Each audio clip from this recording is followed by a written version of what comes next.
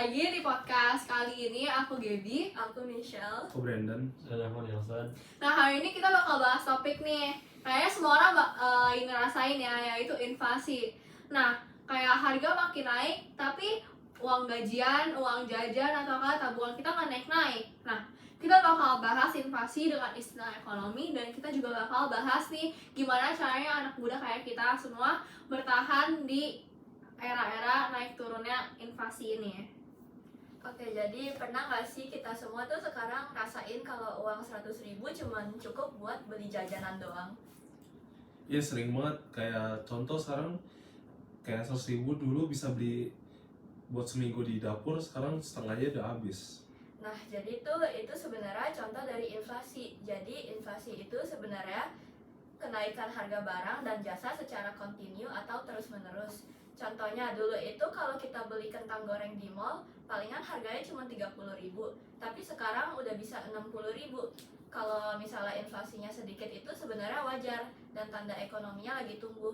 Tapi kalau sampai daya beli masyarakat bisa turun, kalau naiknya kebablasan karena uang 100.000 bakal kerasa cuma kayak 50.000.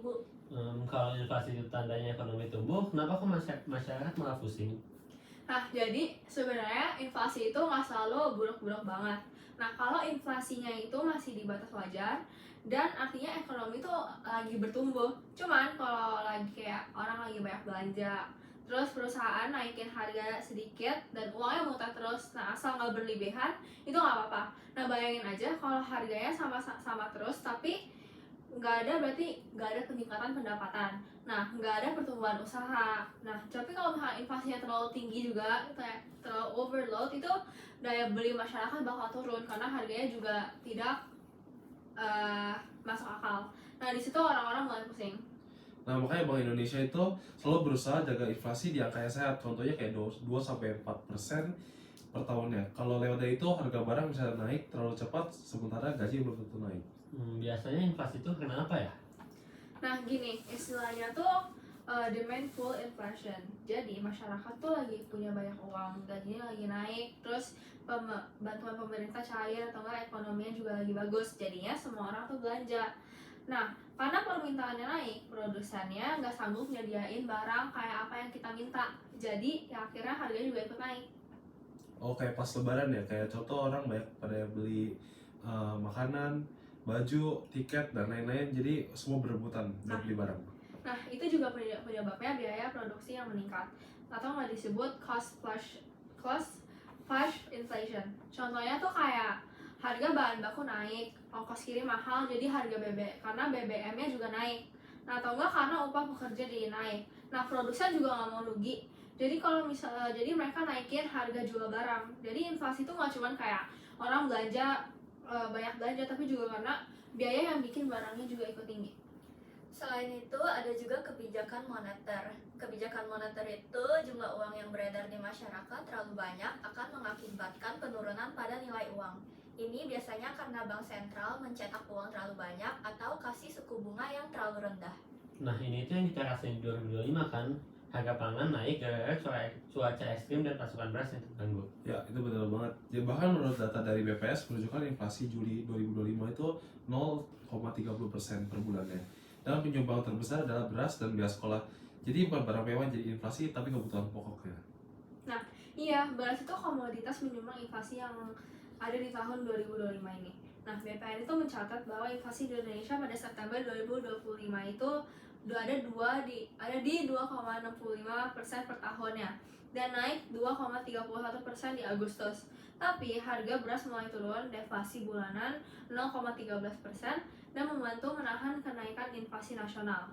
Nah, untuk berdasarkan panel harga NFA per 1 Oktober 2025, rata-rata harga beras premium itu mengalami penurunan harga dari banding minggu lalu sebesar 0,08%, dari 16.100 per kilogram menjadi 15.000 per kilogram. Sementara itu, beras medium turun sebesar 0,15% dari 13.800 per kilogram menjadi 13.700 per kilogram. Nah, ada juga beberapa penyebab mengapa harga terus meningkat. Misalnya cuaca iklim yang tidak menentu. Nah, untuk mendapatkan beras itu juga kita membutuhkan cuaca dan iklim. Nah, jadi misalnya curah hujan terlalu tinggi atau kekeringan, itu juga bisa bikin produksi jadi turun. Jadi kayak permintaan kita sama yang diproduksi itu kayak nggak setara. Dan ada juga hana panen yang tidak merata. Jadi di beberapa daerah seperti Jawa Tengah, masa panen padi gadu itu panen kedua itu tidak serentak. Nah, karena itu pasokan beras dari petani ke pasar itu menjadi tidak seimbang atau stabil. Kalau pasokan sedikit tapi permintaan tetap tinggi, otomatis harga menjadi naik. Nah iya, jadi kayak efek domino gitu ya. Pas beras mahal, harga makanan lain juga bisa ikut naik. Soalnya kan banyak makanan yang dari bahan dasarnya itu beras. Kayak nasi goreng, lontong, bahkan makanan warteg lainnya. Oh iya benar-benar. Cuman kalian pernah gak sih ngalamin kaget harga kayak baru minggu lalu beli sesuatu nih masih segini, sekarang udah kayak naik banget. Ya sering banget dulu pas di kantin cuma 15.000 sampai 20.000.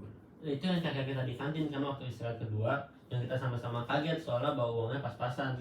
Iya dulu juga beli gorengan 5.000 bisa dapat 7, sekarang juga dapat 4 doang. Nah itu adalah contoh efek inflasi yang paling kerasa buat kita, soalnya uang jajannya nggak naik. Nah coba sekarang contohnya kalau kalian contoh uang jajan naik 20%, apa yang bakal kalian Mau lakukan? koya-koya lah. Tapi harga barang juga naik ya. Iya jujur dulu gue juga mikirnya seneng dapat duit banyak, tapi dipikir-pikir juga sama aja sih, barang juga naik, jadi nggak ada bedanya. Coba menurut kalian gimana sih caranya di kalangan kita anak muda di inflasi ini bisa kayak terus bisa duitnya tuh nggak kekurangan gitu, bisa ya. Gua rasa sih yang paling penting tuh ngatur duit ya, bisa bedain mana kepentingan sama keinginan. Setuju. Oke, coba kasih contohnya deh. Ya, misalnya bisa beli kopi di cafe itu 100.000. Tapi kalau misalnya buat sendiri di rumah pakai kopi sachet itu 10 ribuan juga dapet. Nah betul banget tuh, setuju. Terus jangan lupa nabung juga. Kalau cuma 10% dari uang jajan aja udah lumayan. Nah sekarang mungkin rasanya dikit banget, tapi lama-lama bisa jadi dana yang dipakai kalau ada kebutuhan atau kekurangan dana. Tapi ada juga yang bilang kalau di tengah inflasi gini mending uangnya diputar aja, kayak contoh investasi. Nggak salah juga sih, tapi harus hati-hati juga, jangan asal ikut investasi aja. Bisa-bisa malah rugi. Mulai dari yang aman-aman aja, contohnya kayak nabung emas. Kan lumayan banget tuh buat nambah uang jajan. Nah tapi ya kekurangannya harus nunggu sih, soalnya lumayan lama. Ya, tapi kalau misalnya you guys punya uang lebih, saham itu bisa jadi opsi juga. Kayak you guys tuh pernah dengar gak sih soal saham CDIA pas abis IPO kemarin? Nggak pernah. Iya, aku pernah dengar sih, tapi itu waktu itu rame banget kayak diomongin kayak katanya harga perdananya kayak dari 190 per saham, terus tiba-tiba naik langsung 18%, gila. Iya kan? Ya, tuh bayangin aja kalau misalnya you taruh 1 juta aja, itu bisa naik jadi 9 juta. Iya, wah itu benar kesempatan yang bagus banget sih buat kita. Ya kan? Iya Itu tuh sih. kayak pas lelang IPO-nya itu kayak susah, tapi hasilnya tuh worth it. Yes. Ya, bahkan kalau cuma setengah juta aja hasilnya tak berkali-kali lipat. Ya bahkan dengan 100.000 pun bisa jadi hampir 900.000 modal kecil tapi hasilnya signifikan. Iya kan? Anyway, ngomong-ngomong soal harga yang naik, kalian tuh pernah sadar gak sih contoh inflasi terkecil aja yang ada di sekeliling kehidupan kita sehari-hari? Gap. Hah? Try taking a guess. Apa ya, wah? Di sekolah kita gak sih? Ada, wah, jadi ada depan warung kita itu namanya Mas Ubay, dia kayak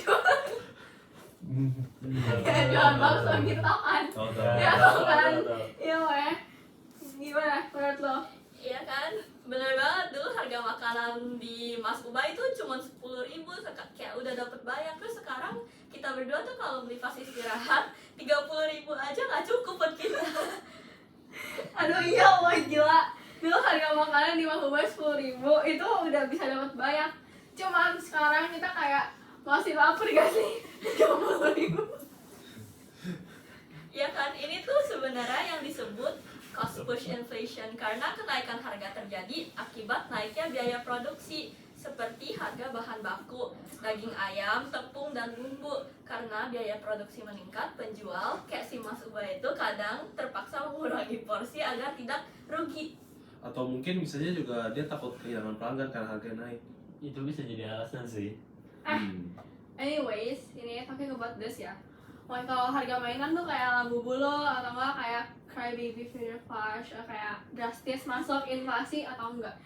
Nah, ini tuh interesting sih, tapi sebenarnya kenaikan harga Labubu dan Crybaby itu sebenarnya bukan inflasi.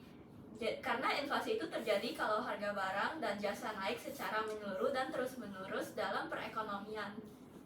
Nih, tapi kemarin kayak naik harganya gila-gilaan kayak misalnya kita bisa beli nih 300.000, tapi di Indonesia di retailnya jadi 600.000. Nah itu kan kayak banyak banget ya sih naiknya. Jadi inflasi mainan tuh bukan inflasi. Ya bukan sih, even though kemarin tuh sebenarnya harga retailnya cuman 200 ribuan ya, terus kalau di China juga cuman kayak 120 ribu. Tapi itu tuh sebenarnya lebih karena permintaan yang sangat tinggi sementara stoknya terbatas. Jadi orang-orang tersebut membeli dan akhirnya harga di pasaran ikut naik. Mekanismenya memang mirip sama demand pull inflation sih, tapi skalanya kecil dan cuman terjadi di komunitas kolektor aja. Jadi kalau inflasi sebenarnya itu terjadi saat harga kebutuhan pokok, transportasi dan jasa naik bersamaan, begitu ya? Gitu ya. Oh iya. Bener banget, kalau harga naik karena biaya produksi meningkat itu disebut cost push inflation. Kayak contohnya sih Ubay tadi. Tapi kalau kenaikan harga disebabkan oleh meningkatnya permintaan, itu mirip sama demand pull inflation. Kayaknya udah mulai paham gak sih bedanya apa? Udah paham belum kayak? Udah. Nah, biar makin jelas kita bahas deh jenis-jenis inflasi secara umum biar nggak salah paham tiap dengar tentang berita ekonomi. Nah jadi secara umum itu kayak setahu ya inflasi itu dibagi beberapa jenis nih. Yang pertama ada inflasi ringan, kalau kenaikan harga masih di bawah 5% per tahun. Misalnya inflasi itu jenis ini masih bisa dikendalikan dan belum terlalu berdampak pada perekonomian perusahaan. Oh, gua tahu yang kedua itu inflasi sedang kan. Nah, yaitu ketika kenaikan harga antara 5-10% per tahun. Jadi pada tahap ini itu masyarakat mulai merasakan tekanan karena daya beli yang sedikit menurun. Nah, so gue juga ada yang ketiga tuh, namanya inflasi tinggi. Yaitu kalau kenaikan harga sudah mencapai 2 digit, di atas 10% per tahun, biasanya kondisi seperti ini bikin perekonomian gak stabil dan harga barang berubah cepat banget. Nah, abis itu yang paling ekstrim itu ada hiperinflasi, di mana harga naik sangat drastis dan nilai uang turun cepet banget. Dalam kondisi ini, uang bahkan bisa kehilangan fungsinya sebagai alat tukar. Wah, kalau sampai hiperinflasi ini bisa bahaya banget gak sih? Uangnya jadi kayak nggak ada nilainya. Nah, betul tuh, makanya pemerintah itu harus bisa mengendalikan inflasi supaya nggak sampai ke tahap itu. Nah, untuk mengatasi inflasi ada beberapa kebijakan yang biasanya dilakukan pemerintah dan Bank Indonesia. Kayak contohnya yang tadi, salah satunya tuh kebijakan moneter, yaitu pengaturan jumlah uang yang beredar di masyarakat. Nah, contohnya itu kayak politik diskonto, yaitu kebijakan akan menaikkan atau menurunkan suku bangsa bank sentral. Kalau inflasi naik, suku bunga biasanya dinaikin juga supaya masyarakat lebih memilih nabung daripada berbelanja. Nah, selain itu juga ada politik pasar terbuka kan, yaitu cara itu dengan Bank Indonesia menjual atau membeli surat-surat berharga negara supaya kalau inflasi tinggi mereka bisa jual surat berharga supaya uang yang beredar di masyarakat itu berkurang. Nah, ada juga nih namanya politik cadangan kas, yaitu di mana pengaturan berapa besar cadangan uang yang harus disimpan di Bank Indonesia. Kalau resiko kas dinaikkan, jumlah uang yang bisa dipinjamkan ke masyarakat jadi lebih sedikit. Selain kebijakan moneter, pemerintah juga bisa menggunakan kebijakan fiskal. Contohnya itu ngurangin pengeluaran negara atau naikin pajak untuk menekan konsumsi dan menjaga kestabilan harga. Nah, pokoknya dari intinya itu semua kebijakan itu tujuannya sama, untuk menjaga stabilitas harga dan nilai uang supaya daya beli masyarakat tetap terjaga. Oke, jadi teman-teman, ini pembahasannya tadi bisa kita simpulin nih kalau inflasi itu memang bagian dari dinamika ekonomi. Jadi sedikit inflasi itu wajar dan menandakan ekonomi sedang aktif. Tapi kalau misalnya inflasinya udah overload kayak terlalu tinggi, itu dampaknya bisa dirasakan langsung sama masyarakat. Terus perusahaan juga bisa bangkrut atau enggak kayak tidak memiliki pendapatan yang seperti dulu gitu gara-gara kenaikan harga yang terlalu tinggi. Nah, itu betul, inflasi yang tidak terkendali itu bisa bikin daya beli itu menurun, harga barang naik, sementara penghasilan itu belum tentu ikut naik. Makanya kebijakan moneter dan fiskal itu dari pemerintah dan Bank Indonesia sangat penting untuk menjaga stabilitas harga. Iya, dan ini bukan cuma urusan pemerintah, tapi kita sebagai masyarakat. juga punya peran. Dengan memahami inflasi dengan jenis-jenisnya, kita jadi bisa menyelesaikan pengeluaran, menabung, investasi dengan bijak supaya keuangan pribadi tetap aman. Nah, contohnya itu dengan mengatur uang jajan, membedakan antara kebutuhan dan keinginan, serta menyiapkan dana darurat. Jadi, ketika harga naik, kita nggak langsung kaget atau kebingungan. Dan jangan lupa juga untuk investasi kecil-kecilan seperti menabung emas atau saham yang aman. Juga bisa jadi strategi untuk melawan inflasi jangka panjang. Yang penting mulai dari yang kita pahami dulu, jangan asal ikut-ikutan aja. Nah, ini juga pengendalian inflasi itu kerjasama. Pemerintah menjaga kebijakan ekonomi, sementara masyarakat siap dan paham kondisi pasar.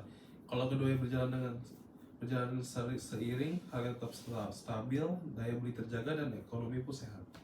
Nah teman-teman, dari pembahasan tadi ini kita bisa lihat kalau inflasi itu memang benar. Terus kalau misalnya ada uang yang lebih, juga bisa mulai investasi kecil-kecilan nih dari tadi yang mereka ngomongin. Terus misalnya ada reksadana atau saham IPO yang terpercaya, tapi harus paham dulu risiko dan mekanismenya gimana. Nah, betul tuh, misalnya harga beras atau makanan di kantin naik tapi uang jajan tetap sama, itu bikin kita harus lebih pintar mengatur uang. Ya, apalagi kita masih anak muda yang belum punya penghasilan tetap, kalau nggak bisa diatur, dompet bisa tipis banget sebelum akhir bulan. Nah, makanya penting banget buat bedain mana kebutuhan dan mana juga yang keinginan. Misalnya kayak tadi, bisa beli kopi yang tadinya di kafe, jadi diganti kopi sachet di rumah. Kan lumayan hemat tuh. Tapi kan kita mengerti diri sendiri ya kadang. Jadi memang harus ada balance, nabung dikit, tapi sekali boleh buat senang-senang. Ya, betul. Tapi jangan sampai kita stres cuma karena inflasi ya. Karena yang penting itu kita ngerti caranya dan punya strategi. Misalnya nabung 10% dari uang jajan aja. Atau mulai nabung beli emas sedikit demi sedikit. Nah, selain itu ada tips praktisnya di anak muda nih. Misalnya belanja lebih hemat dengan promo atau cashback. Nah, beli barang second hand yang masih bagus atau enggak patungan sama teman untuk kebutuhan sesuatu. Ya, apalagi kalau belanja kebutuhan pokok. Bisa beli dalam jumlah banyak dan simpan, asal nggak kado saja. Jadi harga naik sedikit nggak terlalu terasa. Ya mas, jadi kayak kesimpulannya itu ya, inflasi memang nggak bisa dihindari. Tapi dengan pemahaman, perencanaan, dan strategi yang tepat, ini kita bisa menghadapi fluktuasi harga dengan lebih tenang dan bijak. Nah itu betul, jadi semoga obrolan kali ini bisa jadi bekal supaya kita nggak panik tiap lihat harga yang naik, tapi tetap cerdas dan mengelola keuangan. Ya, jadi kita tetap siap, tetap waspada, tapi jangan stres ya kalau misalnya naik. Kalau kita ngerti caranya, inflasi bisa dihadapi dengan tanpa tercekik sama harga-harga. Dan jangan lupa mulai dari hal kecil aja dulu, misalnya nabung atau pengeluaran, dan pelajari peluang investasi yang aman. Nah gitu. Oke, terima kasih teman-teman yang sudah menonton video kami. Semoga inflasi ini bisa jadi bahan yang bisa kalian understand. Terus ya, see you on the next episode.